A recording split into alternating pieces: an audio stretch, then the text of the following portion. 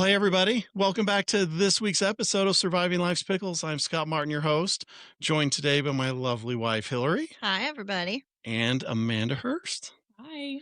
So we are so excited for today's episode. And everybody, thank you again so much for tuning in this week, to taking the time out of your schedule to hang out with us, to listen to our guests and what they have to bring to the table, what they have to offer our community and everybody listening. We're so excited when we get to do this every week, and we're just happy that you take the time to tune in to us, because this wouldn't be possible without you guys tuning in every week. So, as every one of our episodes goes, before we get into the nuts and bolts of the topic today, we're going to start with what we're grateful for today. We're going to let Hillary start today because it's been a minute since she started, and we'll let her. We'll kind of just roll around the circle here, and then we'll kind of get into Amanda coming back for a second time and why we're so excited about it. Yeah. Yes. Oh, gratitude. I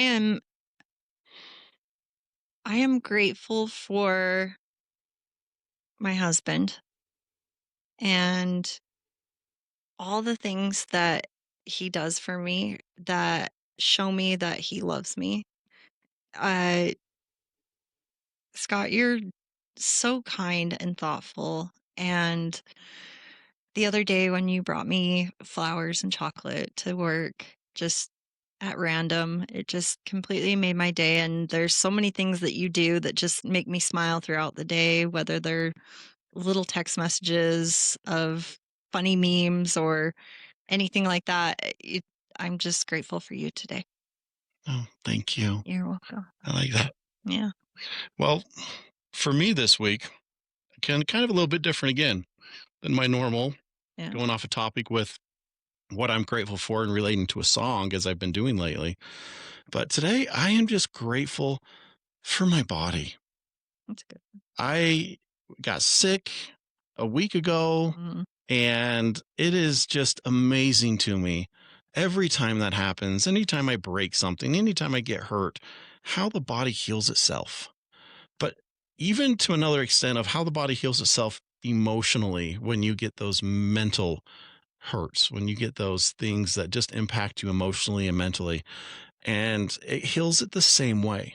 It takes different time, it takes different efforts, but our body is so amazing. I'm so grateful that I've had this experience in this body, because I've done a lot of stupid things in it, and I've done a lot of good things in it. Yeah. And I'm still here today enjoying that time. And so I am grateful for my body today. Yeah. I'm grateful for your body too. Oh. All right, Amanda. Well, you guys both went so deep. They both are so good. I literally, when I was driving here, since I knew we would do this, I was thinking that I was grateful for ice cream. Oh, I love that. I love ice cream. We both do. I had some today at work, and it was just what I needed for a Friday afternoon. Oh, Sometimes it is just that little snack, right? So true. So true. little joys in life. Yeah. I'm grateful for chocolate. Oh, Oh yeah. so true. Yeah. Man. Well, thank you for sharing, both of you. This is good. I'm excited. I feel the energy in this room, and it's gonna be a great episode. So we brought Amanda back. So Amanda was on with us 7-8 months ago, something around that time, and she was part of our I Love You Bro series, and she talked about the I Love You Bro project and how she's got involved with it in her story of what happened with her and her husband, which she'll kind of go into again to give you guys a little backstory. But today is all about Amanda. We're so excited because just a few weeks ago, all of a sudden we find out you wrote your very first book. And you chose to write a children's book, which is amazing. And we're so excited to talk about this book, have you read it for the listeners today, and just the story behind it, because it's super exciting when somebody takes their pain and you turn it into such a positive purpose to help others learn. And that's the whole theme behind Surviving Life's Pickles is taking those things that you survive and sharing the information with others so that we can work through life together and try to do it easier. And so we just want to thank you for being brave enough to do something that you never probably thought you were going to do. Never. And now you're sharing it with the world. So let's a little bit of backstory, I guess. Let's kind of talk about the situation and how what brought the book on. Yeah. What's brought it up to that point? First of all, you've already made me cry. My eyes. Um, yeah, so just to recap, um, from the last episode, yeah, so I was married for 10 years and my husband died by suicide. It was June 5th, 2020. And obviously that was very hard and very traumatic. And since then I've spent a lot of time in like the suicide prevention world and have tried to like really, you know, help people with like in that way and also with grief in general. I luckily in my life, I mean, my husband died when I was 34. And luckily in my life, I'd gone 34 years of my life without experience like a huge traumatic loss. Um, and so I was grateful for the 34 years, but after experiencing that, you know, I've just put so much thought into grief in general, and, it's something that we're all gonna go through in life, and, um, I just remember not knowing kind of what was right, like, what was like, how I should feel, and because the world has so many different views on how you should feel when it comes to grief, like, "Oh, like, it's been a year, you should be over it," or, um this or that, and there really truly is no timeline, and so anyway, I've really, really focused a lot on that kind of aspect of grief. Yeah. It seems like everybody always kind of has an opinion on Totally. what grief should look like. Totally, and it's different for everyone. Mm. Yeah. Well, that's the thing that really gets pushed down or overlooked when it comes to the whole grief topic, as it is so different for everybody. And all we can do as people on the outside trying to help that person is be there to listen, be there to support. We don't need to be there giving opinions of what you should and shouldn't do. It's asking what you do need and things like that to make sure that you can go through it the way you need to. Because if you don't go through it the way you need to, if you're forced to go through grief in a way that you're told to, then you don't actually get to experience it and feel those emotions the way you're supposed to. Totally. I mean, I remember, so my first impact with suicide was a really good friend. I was 14 at the time, and he had just turned 16.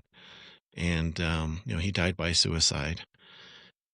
And I remember being told how I should have felt, how I should feel.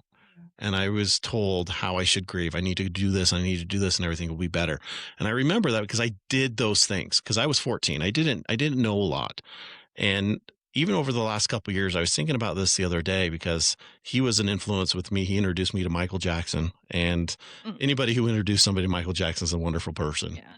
But a song came on, it kind of brought up these memories about him, and I realized that there was some points of time where I didn't actually get to grieve the loss of my friend because I was told how to, but it wasn't what I needed.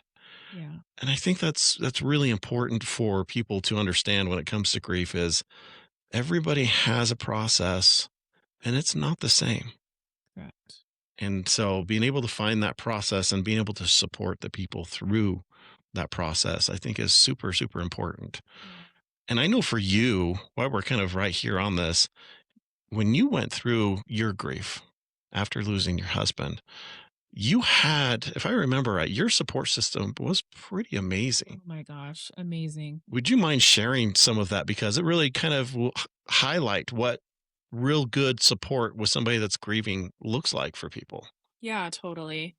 Yeah, so my husband died on a Friday, and immediately that weekend, one of my dear friends, she took me to a hotel because I couldn't go to my house.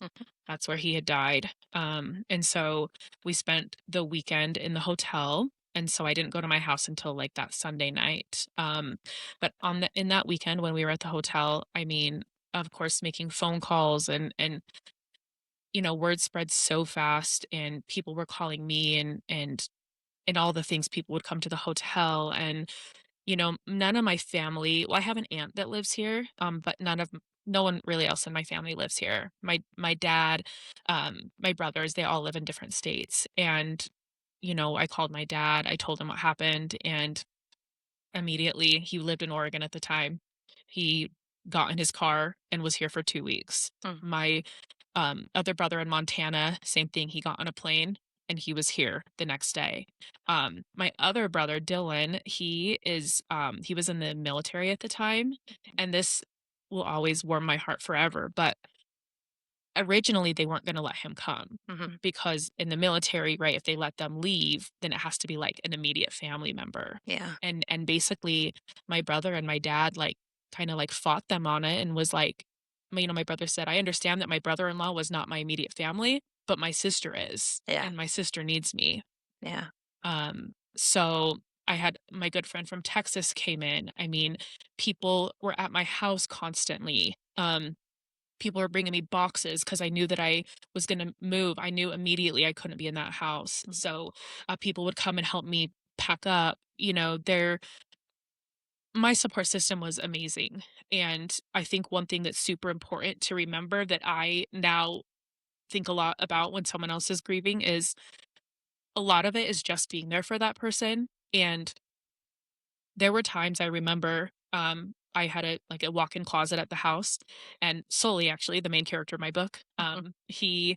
him and I, we would sit in the closet together because I was so overwhelmed and I needed space, Um, and everyone, no matter what I needed, everyone was just so, so supportive. So, and then of course, there's always the people that just are there for you, just to sit by you. Yeah. And those people are so I'll just always be so grateful for them. Yeah. It's amazing. So what are so you talked about how they were just here. Like they dropped everything to be here with you.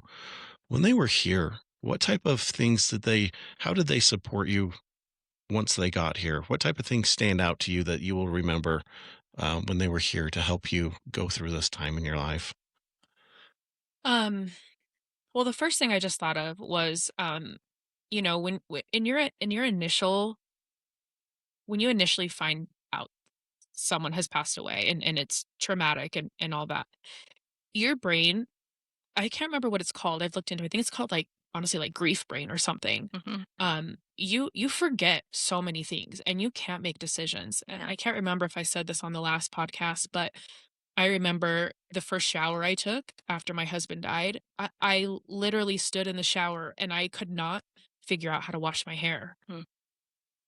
I just your brain does not work. It just almost shuts down into even maybe just a survival mode. Totally. Yeah. Totally. And Mm. so one thing that really stands out to me a lot is when people would make decisions for me, that was super helpful for me at least because I couldn't make any decisions. Yeah. People wanted to know what color flowers I wanted. People wanted to know where I wanted to hold like the celebration of life, which I understand. Yes, I of course want an opinion in that. And I couldn't even figure out how to wash my hair, let Yeah. alone what color flowers I wanted at the funeral. Yeah. So people who just made those decisions that like knew me well enough was so, so helpful. Yeah. And looking back on it, you don't feel it was intrusive or anything. You just appreciate that they were there to kind of take charge of some of those things in those moments. Totally. Yeah. Totally. Yeah, looking back, I mean, I didn't realize it as much at the time, but looking back for sure, I really am like, how did I get through, especially that first month? You know, that stuff was just so helpful. I don't know how I would have done it without them. Yeah. It's amazing to have a support system like that. Do you have any suggestion for people who might not have a support system going through that? I mean, I definitely think it's important to not like isolate, Mm. because you're gonna want to isolate. Um, you know, like get outside, even go on a walk, like, do something. Because if you lay in bed all day and some days, don't get me wrong, there were days where I laid in bed all day. Some days you need it. Yeah. Sometimes you need it for sure, but you can't do that for, like, a month, you can't you you have to, like I said, get up and go for a walk or something. My dogs were a big help to me because I had to get out of bed. Hmm. I had to take them out, I had to feed them. Um, so, yeah, I think definitely not isolating is a pretty big one. Hmm. I know that you work closely with suicide foundations like the I Love You Bro and AFs. AFSP. Thank you. Mhm. um, which they also provide resources for people Totally. that are the survivors of suicide. For anybody that might not have those support systems, do do you suggest grief groups? Do you suggest those different associations? Yeah, that's a good one. So there's actually it's called Caring Connections. It's through the University of Utah, like the School of Nursing. Hmm. I've done 2 groups through them, and it's been super helpful, because how they divide their groups is by, like, I don't know if category is the right word, but they have a group for, like, people who've lost a parent. They have groups for people who lost their sibling, people who've lost their spouse. They have a special group for suicide loss. Mhm. So, they have a child loss group, um, which I think was so helpful because losing a parent is different than losing a child, Yeah. obviously, Yeah. you know? So those were super helpful. And yes, also AFSP, um, and yeah, reaching out to groups and organizations for sure. Yeah. There's a lot out there, right? But there's a group here in Utah, a nonprofit, that's called Survivors of Suicide. And that's what their nonprofit does is they hold meetings and just kind of like the ones you were talking about for different areas. If you lost a child or a parent or a spouse and they have these support groups that you can go in and just be around other people who know What you're going what you're through. going through. Yeah. Totally. So another just why we're on this topic, NAMI Mm. is another resource here in Utah that is very available to you, where they offer a lot of, suicide prevention, but also post-suicide stuff as well. They actually have a post-suicide class that you can take that will help with some of those processes and things that you're going through. So, just another resource. We like to throw those out, when Yeah. they come up. So, well, part of the grieving process. I mean, this is 6 years ago coming Yeah. up, June will be 6 years. but do you feel like writing this book was still part of the grieving process for you that kind of helped you maybe with some of the things that you were still working on?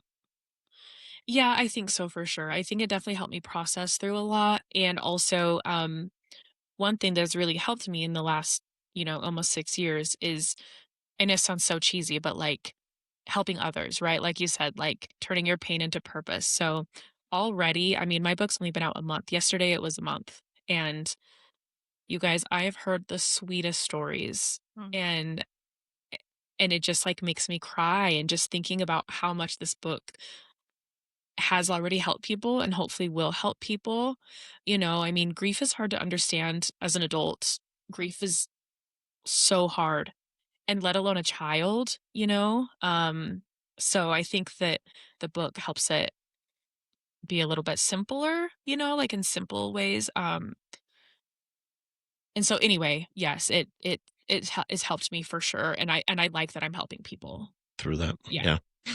So I have to ask, we'll kind of get into a little bit of the history of the book here. So, never on your radar to write a book.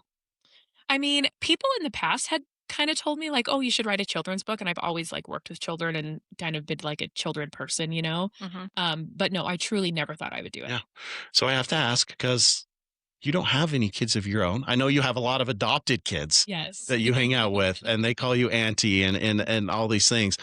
But what inspired you to go the children's book route versus writing kind of more of your story for adults? What's kind of the factors there? It's funny that you ask because originally I did think of going that route. Originally, I sat on my laptop a couple years ago and I started kind of writing my story, and that was my original plan.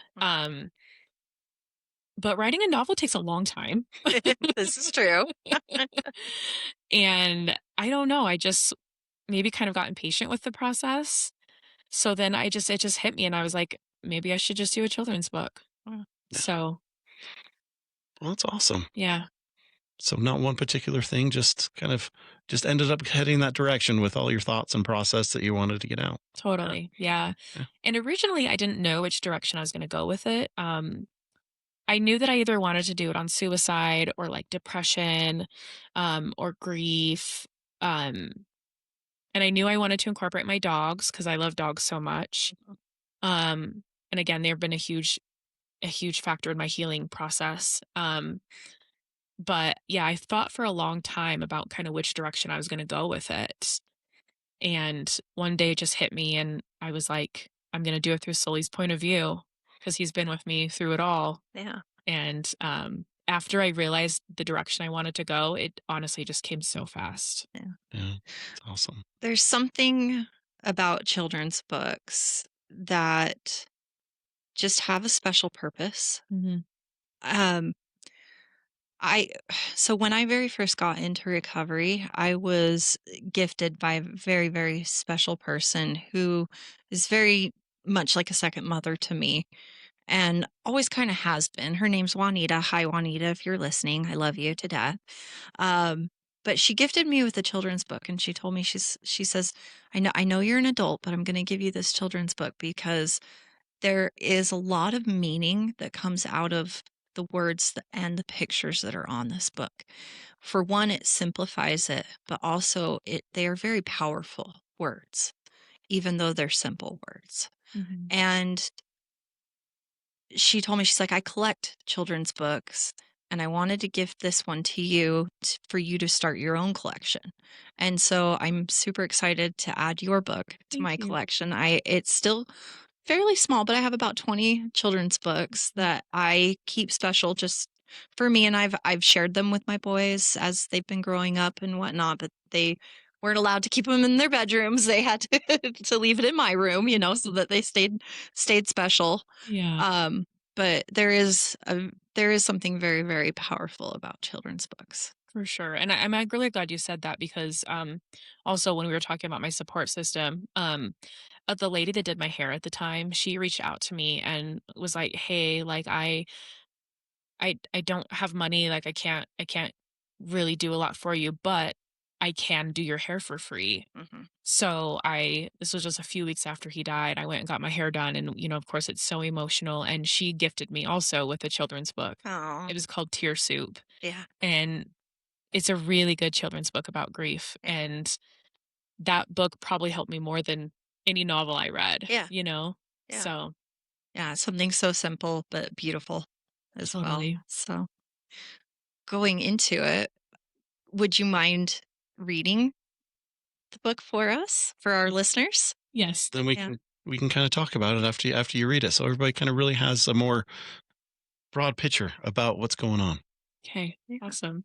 I might cry. No, We might so cry with you. and I'm excited because I waited to have Amanda read it, so I have Mhm. not read it yet, and I got my very own copy that I get to follow along with and look at the pictures. So I'm excited for this. And we're not going to show the pictures on the camera because we want you guys to go out and buy this book. Yes. So, Yes. Okay. So it's called Sully Grieves. For Cleve and Puppy. Thank you for showing me what real love is. My mom and sister are the very best. I think they are better than all the rest. The three of us used to love to play. We would laugh and run and eat ice cream all day. Then one day my mom was very sad. I didn't know it at the time, but something happened to my dad. My mom said my dad got very sick, and sadly, my dad left this world way too quick. Before I knew it, our house was filled with flowers and cards. and a lot of people came over and said, I know this is hard. My sister and I stayed right by mom's side, and instead of playing all day, she cried and she cried. Some days mom couldn't even get out of bed. I'm tired and sad, is what she always said. Sometimes mom was too sad to eat or sleep because her brain was so mushed with feelings so deep. She taught us that grief is what happens when someone we love dies, but one way we can still feel them is by looking at the skies. So we looked at the clouds and went on a lot of walks. We were very good listeners too, as mom needed a lot of talks. We started feeling a little better, yet still always missing our dad. And then one day, my sister also got sick real bad. A couple days later, the next thing we knew, my sister had died and went to heaven too. Mom and I were left to rely on each other. I was her best boy, and she was my sweet mother. Together, we learned grief can look different every day. We had so many feelings it went every which way. Sometimes we both felt lonely and sad, and other days we were both very, very mad. Grief can be hard because even when we felt that way, we often wondered, is this all okay? All these emotions were scary and true, even on the days we felt happy, too. We learned no one could tell us the way we should feel, and that all our emotions were truthful and real. So we woke up every morning, unsure what the day would hold, and now I want to share with you some things I've been told. Grieving someone does not make you weak. It also does not make you lame or a freak. It means you had to say goodbye to someone you care for, and now you miss them deep down to your core. It also means you will love them forever and ever, and you won't ever forget them. Nope, never. So when you find yourself grieving like mom and I did, just remember you are still the same kid. And please take advice from me, Sully. You will probably always be sad, and that's okay. You can still live your life fully. Wow. I know. It's I read it so many times and I still tear up. it's absolutely beautiful. I know. I want to read the about the author here at the end, and then I want to kind of go into a few things that I noticed that just really hit me. So about the author, Amanda Hurst has worked in the mental health world most of her adult life. Her professional and personal world collided in 2020 when her husband of 10 years died by suicide. Since then, Amanda has dedicated much of her time to helping others, both by spreading awareness about mental health and also what it's like to grieve. Amanda hopes that this children's book and adults navigate grief when the unexpected arises. It's just absolutely beautiful. The illustrations to this is Gorgeous. I know. they turned it absolutely wonderful because they took this story, and if anybody was listening and you could kind of feel the emotion in the story, when you see the pictures, it really just brings the whole thing 360 because there one moment when you guys are just outside playing and there's pictures of them in the clouds, Mhm. and it just hits you Mhm. and just makes you stop and think for a second. So how did you get paired up with your illustrator? Because I don't think you could have found somebody to depict your story any better than they did. I know, right? I actually got really lucky. I have a friend that also wrote a children's book. She's a dance teacher, Mhm.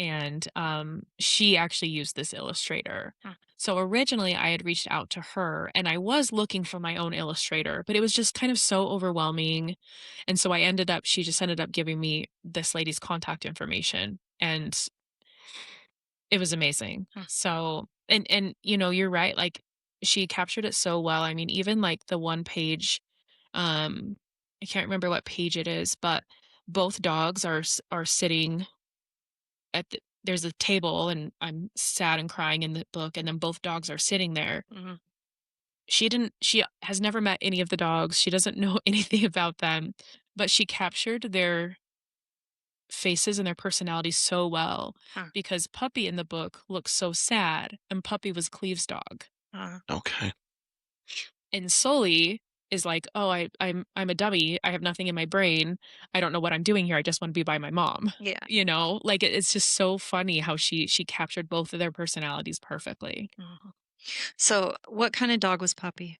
She was a lab pit mix. She was a lab pit mix, and Sully is a boxer Boxer bulldog. bulldog Mhm. mix. Yeah. Yeah. And I got the pleasure of meeting Sully at the I Love You Sis group that we go to together. And he was just the sweetest dog. He's so calm. He's so calm for, especially for a boxer breed. Like, Yeah.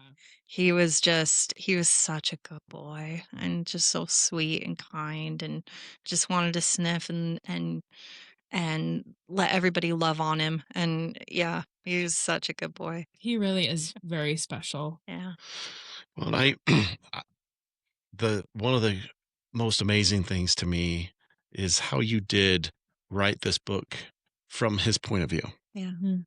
So other people, you know, a lot of people are animal people, dogs or cats, or they have these pets they love.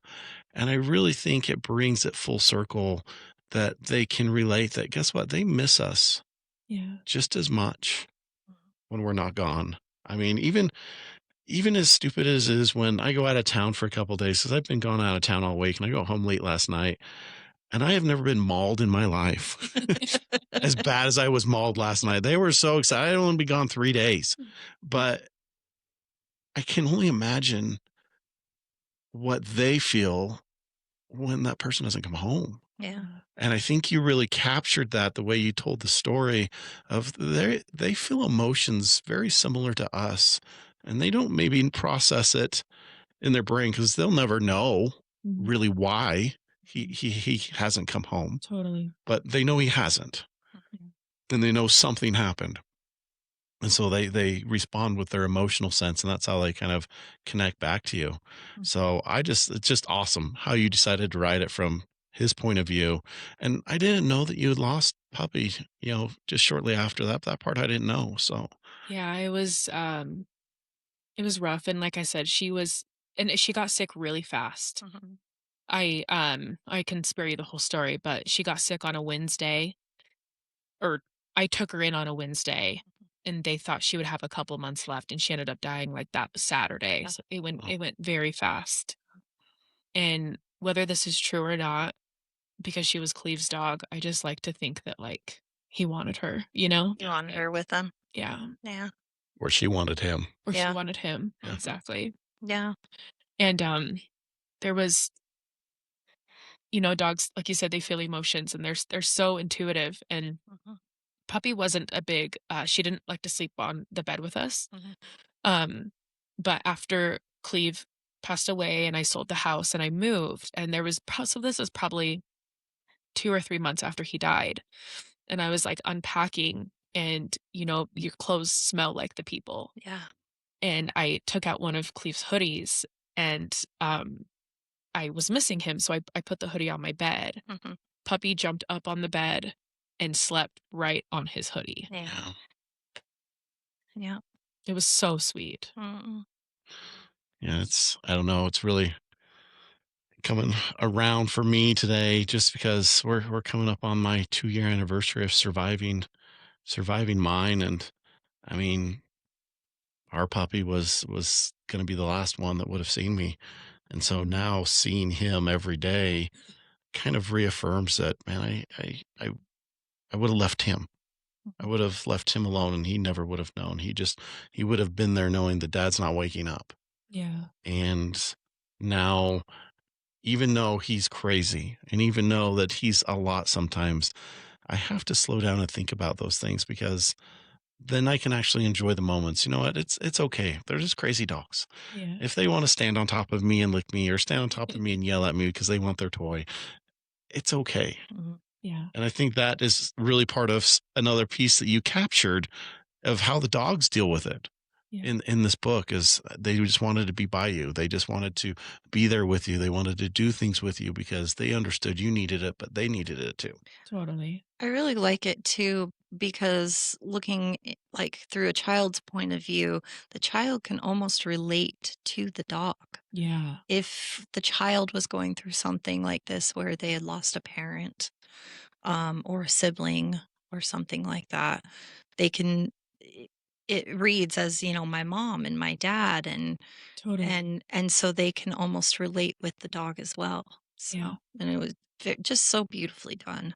thank So, you. So we're so excited um, to share this, and I just thank you for reading it because that was the best experience for me to be able to hear this book for the first time was to have you read it. mhm. So I love thank you. I love that you did that. That seriously means so much. That's so sweet. I was worried you weren't going to want to. So I really appreciate that you allowed us to hear it from your own Yeah. words and your own voice. So, Thank you. yeah. So I want to ask. We talked a little bit about some of the reasons why, but now it's been out for a month. You've been starting to talk about it with people, and people are starting to know it's there and getting their own copies. What would you hope for now after that's kind of started? Anything different that you would hope people would get out of the book than maybe initially that you thought people would get out that's maybe come to light after people have been sharing after they read it to you? Hmm, that's a good question. I don't know. I mean, of course want, the whole reason and one of the whole reasons in doing this was to help people and I'm just so grateful that it has already helped people. And I work in mental health, and all the therapists and stuff that I work with have bought the book. And actually just recently, one of the therapists told me that she was working with a kid who lost his dog a couple weeks ago, Oh, Oh, and she read this to him and he yeah. was just like sobbing. Oh, And I can imagine, sorry, I'm going off topic a no, little you're bit. totally fine. I can imagine as a kid, say like a kid does lose a parent, mhm, and you don't understand, like I said, what's going on, mhm. right? Um,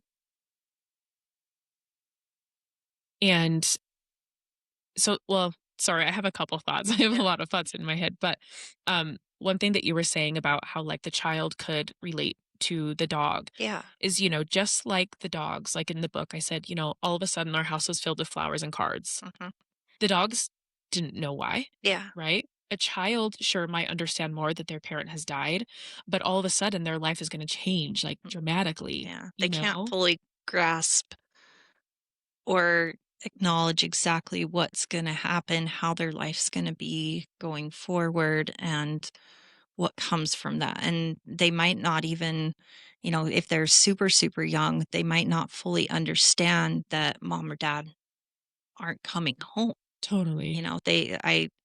I had a childhood friend that actually had lost a parent, and if I remember right, we were very, very young, and she kept thinking that her dad just went on a trip Yeah. and that he was going to come home one day. Yeah. So Yeah. she couldn't fully grasp that he was actually gone. And even in my head as a child back then, I couldn't even really fully grasp, like, where did he died. I get that he died, but you can't comprehend it You don't when really you're that young. understand, I think, what that means, Yeah, you know? yeah. Yeah, I mean, honestly, even as an adult, I am not kidding. This was probably like maybe I don't know. Maybe I said this in the last podcast. It was pretty recent, but my husband has been gone for over 5 years, Mhm. and every once in a while when I see a car is the same car that he had, there's one little tiny part of my brain that is like, "Oh my gosh, is that him?" Yeah, Yeah. And then reality kicks in, and I'm like, "No, he's been gone for over 5 years." yeah. So and I remember the first time I saw Cleve's body at the mortuary, I remember asking the people that work there multiple times. I said, like, "Is he dead?" Like, yeah. Like, because your brain cannot, when it's like that traumatic and that big, like your brain just cannot Process it. process it. Mhm. Yeah. So for a child that their brains aren't even fully developed, you can only imagine that processing going through. Just it doesn't quite connect. So anything to help them connect the dots a little bit, or help them with their pain, or help them understand what's going on around them, Mhm. I think is amazing. Totally. So and books are something so simple that can help through that. Yeah. So, And I think it's important, and all parents and stuff, of course, are different. And I also think it's important to definitely, they talk a lot about this and like grief and stuff, is like just to be very honest with your kid. mhm, Like you can't, you could say, mom passed away or mom is gone, and the kid might interpret that differently. yeah. So, there's a place called the Sharing Place that I volunteered with a couple years after Cleve died, and it's a support group for children who have lost parents or, somebody significant. And they talk about that, like, Yeah. just need to be concrete, like, your mom died. Mhm.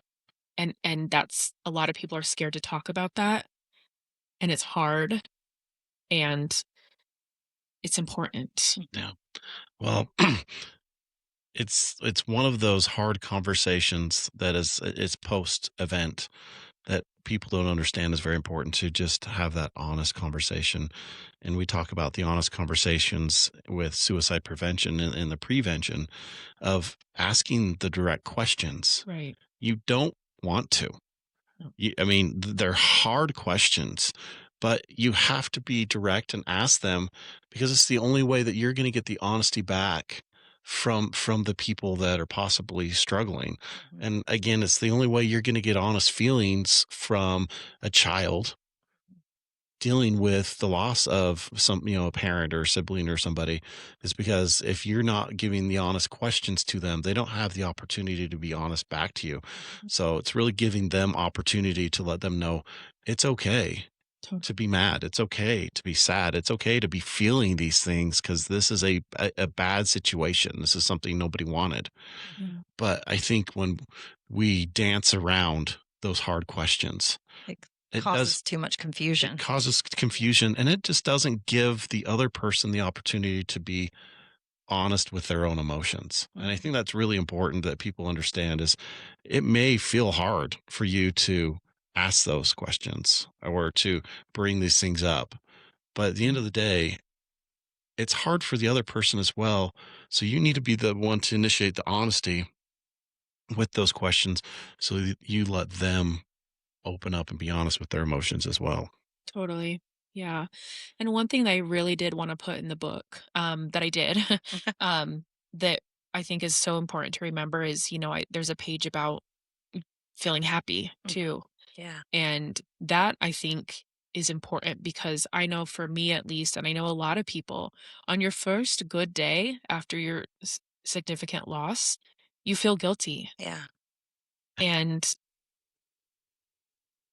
I remember I went on a trip. I went to go visit my parents out in Oregon, probably like 5 months or so after Cleve died. And I remember thinking, Cleve died, and that's the only reason I can go on this trip, Mm. because he was depressed and didn't have money and all the things, so we weren't able to go when he was alive. And so it's like that bittersweet feeling, if that Mhm. makes sense. Yeah. And so, yeah, and I did feel guilty for that feeling. Yeah. You do feel guilty on your good days or when you get to go do fun things. And but even on your good days,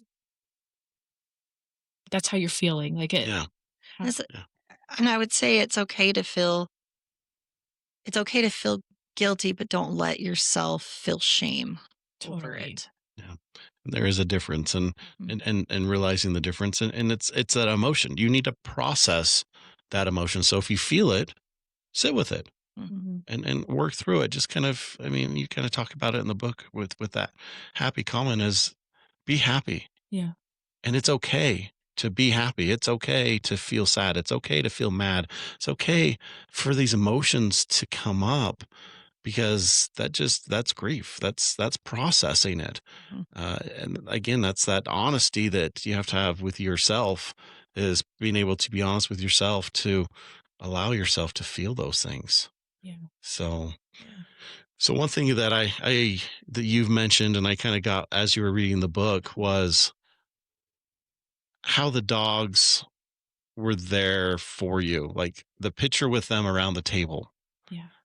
And did you feel that they were there more or was it about the same after he left? I'm just kind of curious how they reacted. Was it about the normal or was it a lot more Did they attach to you a little they bit more? attached to you a little bit more afterwards? Yeah, I definitely think they did. I mean, of course they have always loved me, right? Dogs love their people so much. But yeah, they definitely I think were a little bit more attached, especially at the beginning. I mean, and Sully when Puppy died, Mhm, Sully truly went through the grieving process. I truly feel that way. mhm. Saw a little depression come Yeah. through on him, and Yeah. yeah, And people do say that as well, that the dogs go through it as well, yeah. and like he wouldn't play or wouldn't chew his bones for a little bit. I had the first time I took him in the car, so Puppy, unfortunately, she had died in the car. I was on the way to the vet and she had died in the car. And I have this picture of him sitting in the back seat and he's like looking down. Mhm.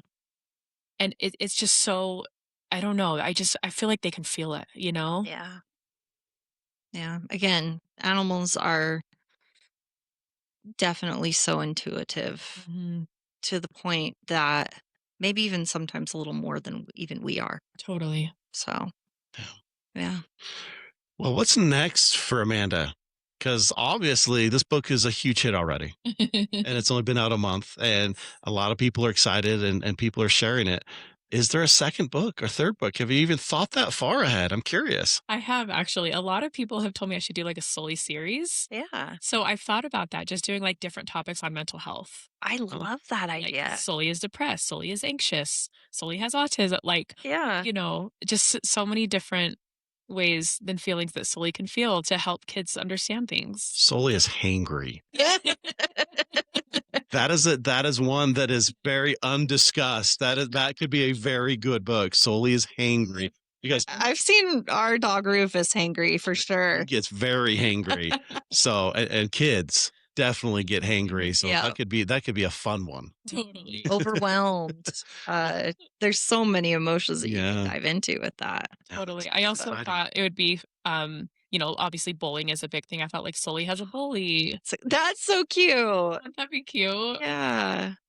So yeah, so I've been thinking a lot about it. I've kind of wanted to, obviously let this see how this turns out and stuff, but I definitely even just driving here today, I was like, maybe I should really start Mhm. thinking more about the next one and what I want to do. Oh, that's fun. That's exciting, and So that could be something. I Yeah. mean, it's a way that you can process and help others, just kind of like this one has. And I want to ask that question because I asked it earlier. But how do you feel now? The book's out there. The book is you've heard people talk about it. Do you feel like that's helping you personally process maybe some of the reasons that you started to write the book in the first place? yeah, I think so. Yeah, it's just like um validating a lot of how, I wanted the book to help people Yeah. and it is already and I'm just so grateful. So I'm so grateful for everyone who's shared it and I get messages honestly all the time of like, "Oh, I told this person about this and they lost this." And and it's so cool. Yeah. That's awesome. Yeah. Well, what can we do to help you share this? I mean, where can people find it? Um, I mean, I know we bought it on Amazon. That's where Yeah. we found it. Yes. But where else can people find the books if they want to have it in their house? And So yeah, so you can find it on Amazon, just search Sully Grieves. I have copies myself, and so I can buy like author copies at like print price, and then I can sell them myself. okay, So I might do that. I've also reached out to like puppy went it's called Kudos to Canine. It's like a, I called it school, but puppy went to, like, some training. Uh-huh. And also the place where I got Sully is called Cause. So anyway, I reached out to both of them and I'm like, "Hey, would you guys be willing to, like, Promote. promote this?" Uh-huh. Neither of them have gotten back to me yet. Hey, come on, guys, get on the ball here. I know. This book is amazing. I know.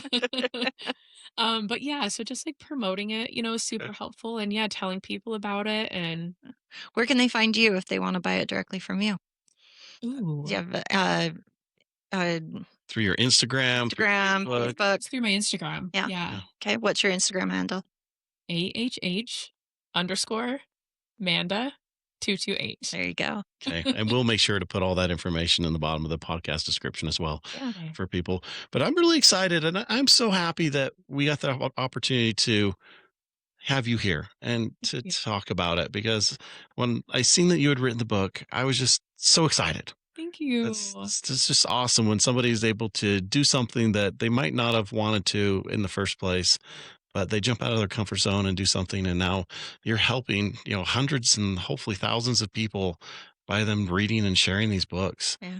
So maybe one of these days you should do a reading at like Primary Children's Hospital or something. Oh my gosh, I would seriously, if anyone has connections, Yeah. seriously, that'd be so cool. I also had someone reach out to me. She works at the Lehigh City Library. Uh-huh. She's worked there for like 14 years, and she's like, "I'm gonna reach out to the purchasing department." I haven't heard back, so I Okay. don't know. I'm hoping it gets out there. Yeah. So We hope it for you, and whatever we can do to help you blow this up, we would love to be a part of it. Yeah. So thank you. yeah. Thank you. Well, as we always wrap some of these up, Amanda, I have a final question for you. And that's just what would you recommend somebody to do if they're grieving and they're just kind of lost? Any last recommendations maybe that we haven't talked about that they could reach out to or activities they could do or things like that that helped you? I guess I just want to reiterate, like, it's just so important to reach out, Yeah. to people. And it's lonely. And my grieving process when I lost Cleve was extra lonely because it was during the pandemic. Mm-hmm. And it was that first like winter of the pandemic. Well, he died in June, but then that first like fall and winter, Yeah. So So it was extremely lonely. And I did reach out to people, but it was also a pandemic, so it was different, but you feel so lonely and you feel like you're the only person in the world going through it. And it's not true, but at the time you feel that. And so I just say, yeah, reiterate, just reach out to people, do something, don't isolate, Ask for help. ask for help. Yes. Exactly. yeah, I love that. Yeah. And if you don't have anybody, we've talked about it before. 988 is such a great resource for suicide prevention, for crisis, or for aftercare because they do recommend support groups. They do recommend different resources available to you. If you're struggling with the loss of somebody, it is a resource that you can reach out to. So you can text or call 988 24/7, 365 days of the year, anytime. So it's always a great resource. Mhm. Well, we always turn the time over to our guest, Amanda. I know you got to do this last time when you were here, but we want to give you another shot and see, hey, is there any other questions that have come up or anything else you want to know about us before we finish out this episode? Because Ooh, it's been a minute since we've kind of Yeah. had time to sit down and talk. So, We let you be the host for a little bit and fun. Fun. drill us on questions. Well, I would love if you guys told me about your dogs. Oh, absolutely. We have Rufus and Izzy. Rufus is full bred boxer, and Izzy is a boxer Malinois mix. Mm. so Rufus, she's smart and stupid at the same time. yeah. Izzy is a little bit of the easier one, but the louder one. Which she is going off right now on somebody. And she's our doorbell for sure. Whereas Rufus is the goofy, spunky, really high energy, typical boxer. Rufus is 2 and Izzy is 8. Right. Yeah. Yeah, she just turned 8. So she's starting to slow down a little bit, Yeah. but Rufus keeps her on her Yeah. heels for sure. And he's getting to that point in boxer stage where boxers are puppies till they're like 5. Totally. But Totally. he's starting to get to that stage of, I just want to cuddle now. Yeah. And so he's really starting to mellow out and becoming the dog that we knew he was going to be. Mhm. It just, you have to get through that crazy puppy stage, which lasts forever when they're boxer. But we knew what we were getting into. I just had forgot because it had been so long since we'd had a puppy. Yeah. Fun fact, boxers' brains do not fully mature until they are 3.5, almost 4 4. years old. Wow. So that's why they stay in that So, puppy stage. so they have the longest puppy stage over any other breed. Oh wow, I didn't know that. They do. So and actually Rufus will be He'll be 3 June. in June. So I guess he's a little bit more like little older than two Just and a getting half. there. Yeah. But So no, they're great. I mean, Rufus has been doing a lot of training. We're trying to get him to the point where he can take the test so that he can go in and be a therapy dog for Fun. people. Yeah. It's a lot of work, especially with a boxer, but our trainer still loves him. He does really good. And so it's just a process, but that would be our end goals. We want to be able to do kind of like you're able to take Sully because he's so calm, take him because just having those dogs around when kids are struggling or even adults, yeah. men, I mean, to have a dog come in and see them when they're really having a hard time could be something huge. And so that's kind of one thing that we're looking forward to trying to do with him because he just has that squishy, lovable face and everybody loves it. And so if we can just let him, cuddle up on you for a few minutes and help somebody, then that would be great. Yeah, Totally. we had a boxer, a full bred boxer before him. We had Rosie, and she passed away very suddenly and very young. And I really fought Scott so bad on getting another another dog. We had Izzy, and She I grieved. She was like, just like you said, she just wasn't herself. Really? yeah, she definitely grieved, but I think you grieved even more. And his seller to me to get the other boxer was I need an emotional support dog, and this will be my emotional support dog. Mhm.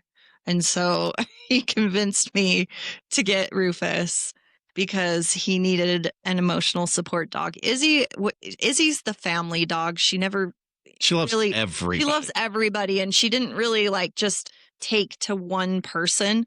And Rosie was Definitely yours. definitely my dog. Uh-huh. she was attached to me at the hip, but Rufus is very much Scott's dog. Yeah, I love that. Yeah, and just his little buddy. Yeah. And He loves to go to work with me yeah. and everybody loves him. So it's great. So cute. I love that. Yeah. Boxers are so funny. The amount of energy they have, like we were just talking about, in their little tails. Yeah. Oh yeah. never stops. Yeah. So But a fun fact with Rufus, he actually had a tail when we got him. Mm. And Scott had never had a boxer with a tail, and we didn't really understand why they clipped them Mhm. until Rufus got Happy Tail, which is an actual name for a thing that happens, like a medical term Mm. for a thing that happens to the boxers because they are so happy and they have such wiggly butts. And his tail actually, he had hit it so many times against the walls and the doors and everything, it actually started to die. yeah. Oh. And It, so- it actually became necrotic towards the end of it, and it would constantly split and bleed, and it Aw. broke many times to the Uh-huh. point where they had to remove it Oh my because God. that's what happens with Happy Tail. They get too happy that they just hit it up against the Yeah. walls, and now he moves damage more. it. Yeah. So it's funny. Yeah. Like his whole butt. His whole butt moves, not just the tail, because the tail took a lot of it. So it was a little bit of a change, and he didn't really realize that I think sometimes he still thinks he has it. So Sometimes, yeah, but I was very surprised it really didn't phase him when we did unfortunately have to remove it. So Yeah. he adapted very well. So, Good. Good. but Yeah. yeah, So funny. awesome. yeah. Not a lot of people ask about the dog, so Yeah, thank you. thank We love you. Of That's a course. perfect question. Of course. I love dogs so much. Yeah. They mean so much. So And they can be the best companion in the worst of times. Yeah, it's so true. yeah. Yeah. Dogs just give absolute unconditional love. Yeah. So Yeah. they just exhume it. Yeah. So if you're not a dog person, I'm so sorry. Well, and I have to say, when I met her, she was not a dog person.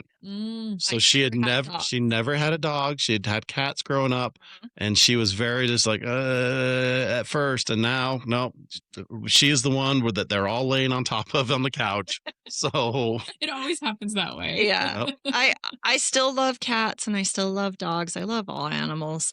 Dogs are very much just like second children though. Totally. They Totally. they're there's a little bit more to having a dog. If you're not ready to have a toddler in your house, don't get a dog Yep. right, Yep. because they are very much like children. yeah, So, Totally. so yeah. Totally.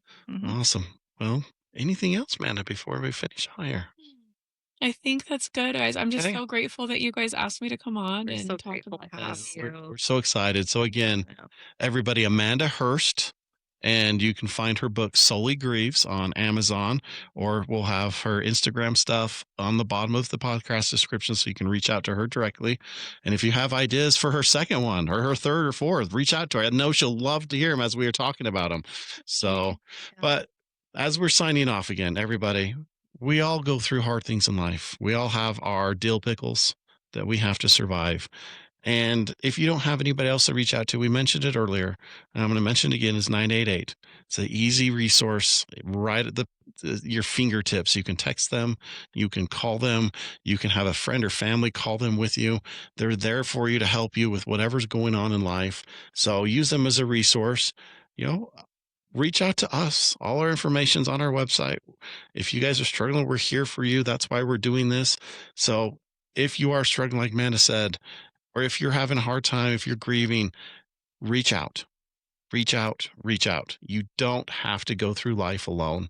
You don't have to go through life's challenges alone. Let's navigate them together. That's what being a human is coming together as a tribe and supporting each other. Mhm. And on that note, everybody listening, we challenge you after every episode to please take this episode and share it with somebody that you know in your life that needs it, a coworker, a family member, a friend, a stranger that you come across that you can tell needs to have Sully Grieves in their life. Share this episode with them. Spread the word. Help us build the community, because this show would not be here without all of you tuning in every week. And we are so grateful that you guys do. We're so grateful that you have been sharing the show, and we've been growing as fast as we've been growing this last year. So thank you again, everybody, for tuning in this week. We can't wait to see you next week. And in the meantime, don't forget that you're A big deal.